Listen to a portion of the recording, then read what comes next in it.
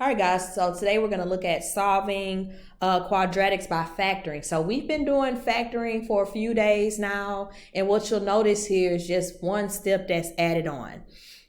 So we first want to start off with an equation that's set to equal 0. So for the most part, my equation should be in standard form, which is ax squared plus bx plus c equals 0.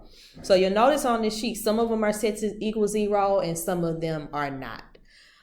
So we're going to do the same steps that we've been doing with factoring. So number one, that one is set to equal 0. So I'm going to define my a, b, and c. So my a is 1, my b is negative 13, and my c is 30. So then I'm still looking for my two numbers that multiply to give me my a times c, which is 30. But then it has to add together to give me my b, which is negative 13. Okay, so I can complete my list of factors. And the ones we want would be 10 and 3. But since our b is negative 13, we need those to also be negative. So I'll be replacing my middle term with my factors. So I'm going to have r squared minus 10r minus 3r plus 30 equals 0. So then I'm going to be doing that same thing that I always do. I'm going to factor like normal. So I'm going to group my first two terms and my last two terms. Then I'm going to find my GCF. So my GCF here is r. Then I know r times r is r squared, and r times 10, negative 10 will be negative 10r.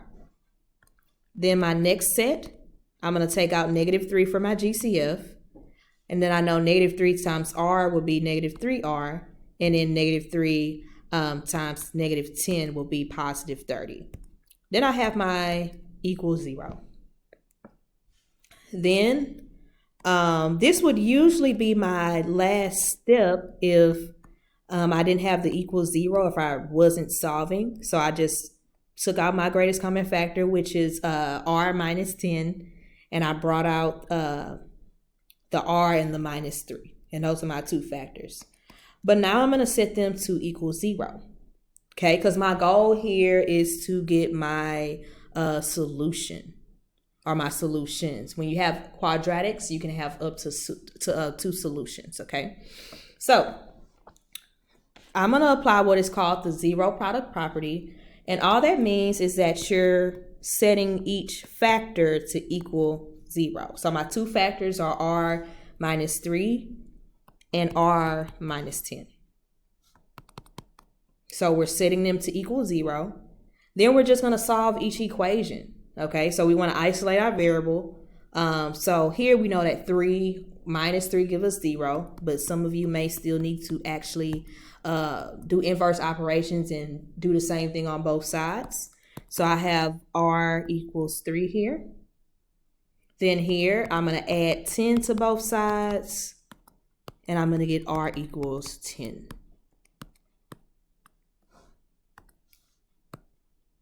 And that's number 1. Okay, so again, step 1, you're making sure it's set to equal 0. Step 2, you're going to factor like normal, like we've been doing all this week and all last week. Step 3, you're going to set it, you're going to factor out your GCF from each part and set that to equal 0. And then lastly, you're going to solve it. And you want to find what r is equal to. Keep in mind that once I solve this equation, these two are also the numbers that satisfies our equation. So if I plugged in 3 for r, I'm actually going to get 0. And if I plug in 10, I'm actually going to get 0. Okay, so I'm going to skip around here. So all the ones that I have circled, I'm going to do with you, and the other ones you're going to do on your own. So number 3, you see you have one that's not set to equal 0. So the first thing you want to do is make it equal 0. So I have g squared plus 3g minus 5 equal 49. So I want to first move this 49 that's on the right side to the left side. The only way I can do that is by doing inverse operations. So I'm going to subtract 49 from this side. And what I do to one side, I have to do to the other side. I'm going to put that negative 49 right under that negative 5 because that's the one that's our like term.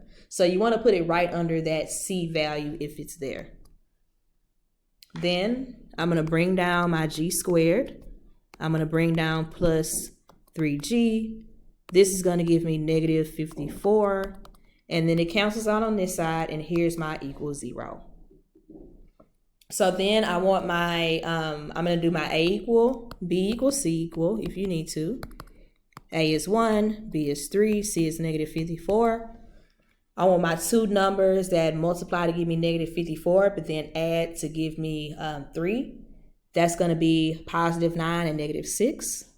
So I'm ready to rewrite. I have G squared plus 9G minus 6G minus 54 equals 0. Okay, we're going to group. Our GCF here is G. Then they both have G, so my inside is going to be G plus 9. And then here, my GCF is negative 6.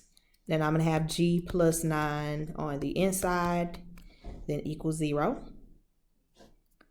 Then my two factors are going to be G minus 6 times G plus 9, and that still equals 0. Then I'm ready to solve. So I'm going to set my first factor to equal 0. Uh-oh. Sorry about that. I'm going to set my first factor to equal 0. So I add 6 to both sides. Now I'm going to get G equals 6. That's my first solution. And I'm going to set my other factors to 0. And I'm going to subtract 9 from both sides. And I have G equal negative 9. All right. So this is also going to be, and we're going to get into solving by graphing and just some other forms of solving. But if I looked at this on a graph, okay, I'm going to have a quadratic graph. And this is just a rough sketch, but it's going to be crossing at negative 9 and 6 on the x-axis, okay? So I can show you in class if you want to see how that looks in the calculator, if you want me to show you how to check that, because you can also use the calculator as a check.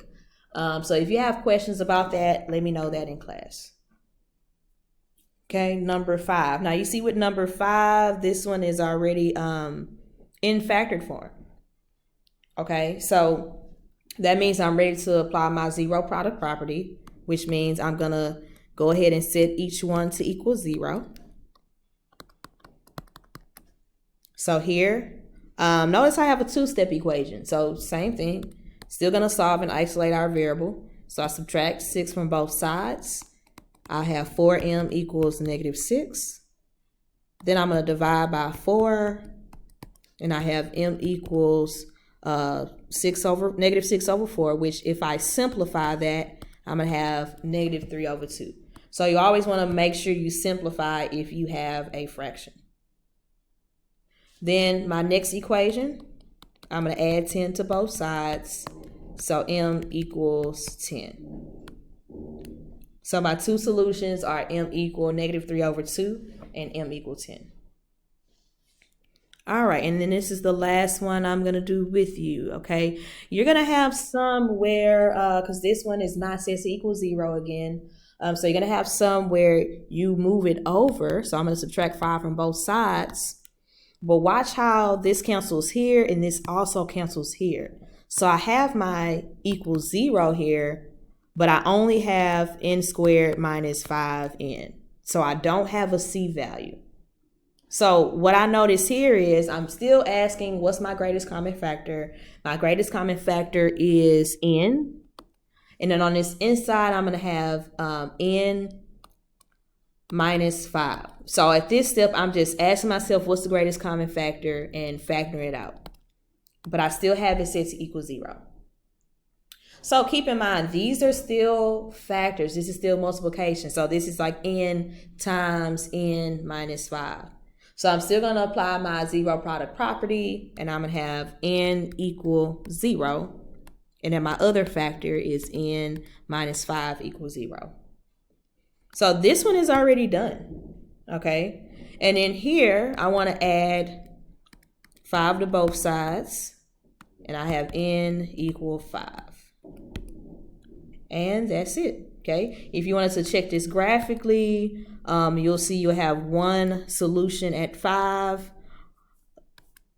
or one solution at 0, and then the other one will be over here at 5. So your graph would look something like that, okay? Because we know our solutions, x-intercepts, zeros, are all the same thing, okay?